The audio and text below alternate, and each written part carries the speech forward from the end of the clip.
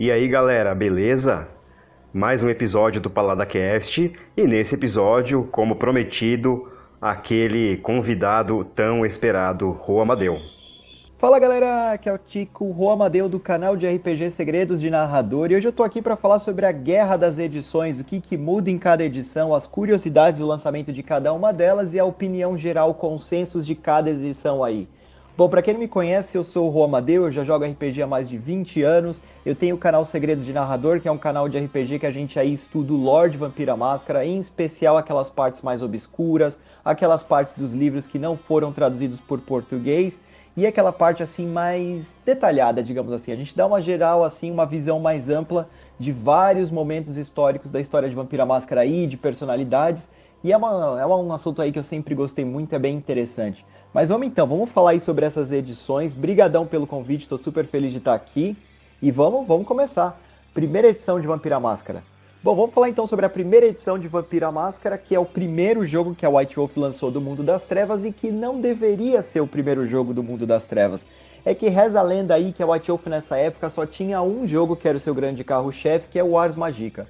O Ars Magica é um RPG sobre medieval, magos e tal, e que eles queriam transportar esse cenário para a época atual com um contexto muito mais maduro, mais dark, mais pesado e muito mais interessante. Só que os caras não conseguiam acertar direito aí como é que ia ser o playtest desse negócio, tentaram várias fórmulas que estavam dando errado, o jogo realmente era muito mais complexo do que eles poderiam fazer na época, isso começou a levar um tempo gigantesco, eles tinham que lançar alguma coisa na Gen Con, o Vampira Máscara já estava muito mais adiantado, tinha esse cara aí chamado Mark Reinhagen, que é o grande criador, que já tinha desenhado ali todos os plots, e eles decidiram então adiantar o lançamento de Vampira Máscara e deixar Mago para uma outra oportunidade. Se você quer uma curiosidade, o Mago nem foi o próximo jogo a ser lançado. O Mago na realidade atrasou de novo, levaram mais 2 anos para lançar o livro de Mago, lançaram o Lobisomem primeiro. O Lobisomem é que tem aí toda a metafísica do mundo das trevas como deveria ser, e depois o Mago ele vem para ampliar essa metafísica, deixá-la muito mais genérica. Lobisomem tem um quê assim meio que religioso, digamos assim, espiritual por detrás de tudo.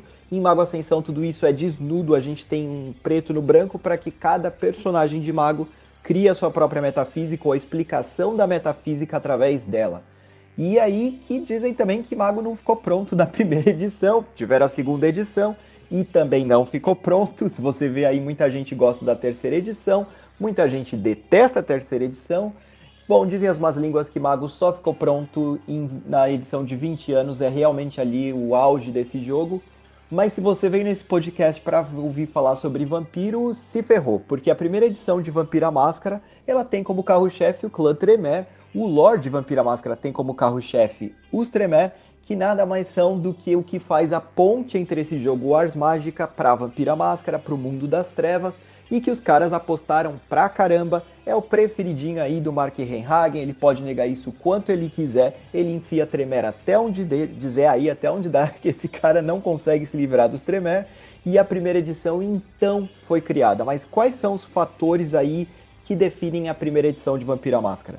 Pra ser bem sincero, a primeira edição de Vampira Máscara é conhecida por ser o rascunho do jogo que iria se tornar. Nem eles direito sabiam o que estavam fazendo. Vamos confessar aqui.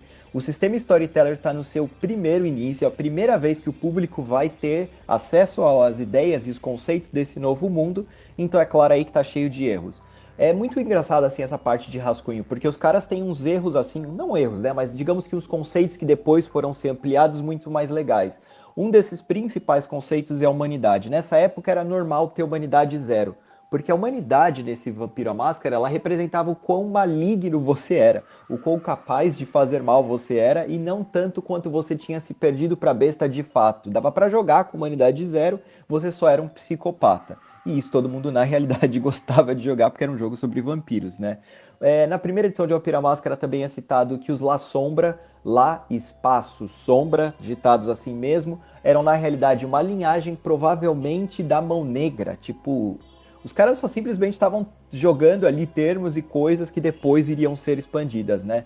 E a gente tinha também várias diferenças nas regras. Por exemplo, na ficha você tinha uma habilidade chamada reparos e não ofícios, então só dava para consertar, mas não dava para criar. Tinha atuação na ficha ao invés de performance ou convencer alguém. era algo muito mais específico, mas isso depois, com o tempo, foi melhorando e foi ampliando. Os suplementos da primeira edição também são super experimentais, é uma coisa muito louca. As ideias nos suplementos dos caras, assim, eles não tinham medo de errar, tiravam pra tudo quanto é lado mesmo, porque eles não estavam sabendo direito o que eles estavam fazendo. O principal suplemento da primeira edição de Vampira Máscara é de longe o Chicago by Night. Chicago by Night, ele pega o Vampira Máscara, o livro básico, ele explica um plot que vai ser levado ali adiante em vários outros livros, que é a história do príncipe de Chicago, a história do príncipe de Gary na Indiana, a treta entre os dois, o crescendo da anarquia nesses lugares. A gente tem desde a primeira edição já o Juggler como sendo um dos maiores vilões de Vampira Máscara, o príncipe Moldius, que é um toreador ali todo tosco, sendo uma das personalidades ali principais. Já de cara a gente tem toda a história da Helena, do Menelaus e de Cartago ali, ó, nesse livro. Então é um dos livros mais importantes, não só daquela época, como até hoje, e tem versão até para V5. Alguns exemplos aí de como esse suplemento era experimental. Bom, primeiro que eles criaram muitos vampiros, mas muitos eu tô falando de mais de 100. O livro tem dezenas e dezenas, dezenas, vai virando página e só tem vampiro, vampiro, vampiro, vampiro. O livro tem uma estrutura muito esquisita que, por exemplo, as primogênies, vai. A primogênie tem 3 primógenos Brujah que são citados, tem acho que 2 Ventru, ou não, o oposto na realidade, são 3 Ventru, 2 Brujah, e não fica muito claro quem participa da primigênia ou não, é uma coisa meio esquisita. Xerife, o xerife na realidade é um cara chamado xerife, é um babaca que ele tem esse apelido de xerife ali, que os anarquistas deram e os Brujahs deram esse apelido a esse cara, mas esse cara na realidade, o xerife, ele é muito mais uma personalidade do que um cargo, e depois a White Wolf percebeu que toda a cidade precisava de um xerife, e transformaram ele então num cargo oficial da Camarilla. Outra coisa que esse livro tem são os mapas de relacionamento, e aí vem a parte boa. Então ali você tinha, nesse livro, um grupo de vampiros, como esses vampiros eles interagiam entre si, se eles gostavam ou não, isso foi levado até para o V5, e muitas conspirações, porque tudo que aparenta ser, não é. Se você acha que um cara, por ele ser Brujah, ele está aliado aos Brujah, na realidade ele pode estar aliado de fato aos Brujah, ele pode estar aliado aos anarquistas, ele pode ser vendido para o príncipe. É muito interessante, é um cenário bem complexo, bem maduro, bem feito, mas que ainda tem, como eu falei, todos aqueles pontos experimentais. Outro ponto experimental, por exemplo, é que nesse cenário tinha uma demônio. Tacaram ali umas sucubus no meio do livro, sem contexto nenhum, sem como a ficha ali que representa só alguns poderes, mas que a gente não sabe direito que são demônios. Não tem nem lobisomem ainda e já tem demônio nesse cenário. Mas assim, o que dava para atacar nesses livros, os caras foram tacando. A primeira edição ela durou pouco, ela durou pouquíssimo, assim, em máximo 2 anos já tinha uma nova edição atingindo as prateleiras e na realidade a primeira edição tem uma edição revisada, uma coisa que pouca gente sabe. Existe uma versão dela muito mais primitiva que a capa não é dura e que tem todos esses conceitos do livro, e existe uma versão revisada da primeira edição que a aventura principal ela é expandida, que esse cenário de Gary é expandido aí, né, o papel de todo mundo da Primigene, da Camarilla, enfim, é um pouquinho melhor ampliado, e aí então a gente tem uma segunda edição de Vampira Máscara. E aí vem a segunda edição de Vampira Máscara, e eu preciso que você anote quais são as características principais, porque isso vai fazer sentido daqui a pouco. A segunda edição de Vampira Máscara, ela tem só os 7 clãs básicos, o Sabá é uma ameaça desconhecida, invisível e passível, ou seja, o Sabá é uma ameaça que ela fica ali na cidade do lado, mas nunca na minha cidade. Eu não sei exatamente o que é o Sabá, eu não conheço os clãs do Sabá, eu não conheço o que é Mão Negra. Provavelmente tudo ainda são linhagens, a gente não ouve falar direito no que eles são. A segunda edição de Vampira Máscara define que o Sabá ele não ataca ativamente, ele não vem invadir a sua cidade. É só uns caras assim que eles aparecem, pipocam, mas a gente não sabe qual que é a ameaça aí que eles têm, mas a gente sabe que eles detestam e que podem fazer diablerie. E o outro ponto principal da segunda edição é que o jogo é um jogo de horror pessoal, focado na sua cidade, focado no seu lugar, ou seja, é algo muito mais intimista, não é uma coisa assim épica que você vai sair da sua cidade e tal, é sobre a sua camarilla local e sobre a sua luta contra a besta. Anotou tudo isso daí? Porque isso daí vai se repetir daqui a pouco de uma maneira muito importante, mas vamos lá.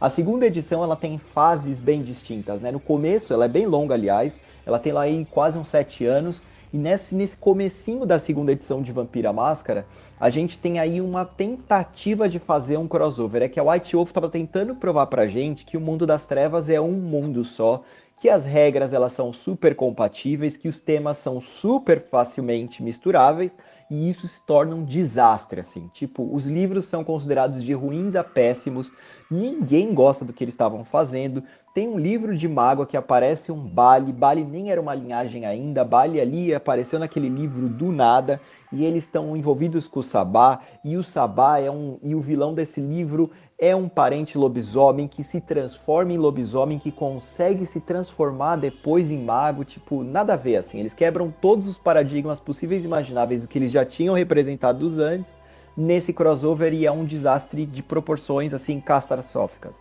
Mas também tem um exemplo bom dessa fase, assim, a gente tem o Sob a Lua de Sangue, que é um suplemento de Vampira Máscara para Chicago by Night ali, né, focado nessa guerra aí que eles criaram, em que o Sabá provoca, na realidade, os lobisomens, e aí os lobisomens atacam Chicago. De novo, o Sabá é um inimigo invisível, é um inimigo muito mais quieto, muito mais misterioso e que a gente ainda não conhece. Esse suplemento aí de crossover não é tão ruim assim, mas ele nos leva a criar uma segunda edição de Chicago by Night. Olha só que legal, porque um dos livros mais vendidos da primeira edição agora pode ter uma segunda edição porque uma galera morreu, foram ali exterminados por esses lobisomens e dá para White Wolf continuar essa história aí, essa linha de tempo aonde eles queriam. É muito louco essa parte também, assim. Mas esses mistérios, eles não duram muito. Começa uma outra fase de suplementos que começam a revelar todas as camadas de mistérios e metaplots possíveis e imagináveis sobre uma capa. Então, funciona mais ou menos assim. Você quer jogar de Sabá? Agora a gente vai criar o guia do jogador do Sabá. E aí você compra o guia do jogador do Sabá, mas você não pode narrar para o Sabá ainda. Você precisa comprar o guia do narrador do Sabá, que contém linhagens exclusivas, que contém vários segredos da seita. Mas o guia do narrador do Sabá não te ensina tudo. Você tem que comprar os segredos sujos da Mão Negra para aprender o que a Mão Negra do Sabá representa e toda uma camada nova ali de segredos. E isso o público primeiro que começou a perceber que era um caça-níqueis gigantesco, que era uma maneira de vender cada vez mais suplementos, cada vez mais ali aumentando o lore do jogo, mas de uma maneira muito fragmentada.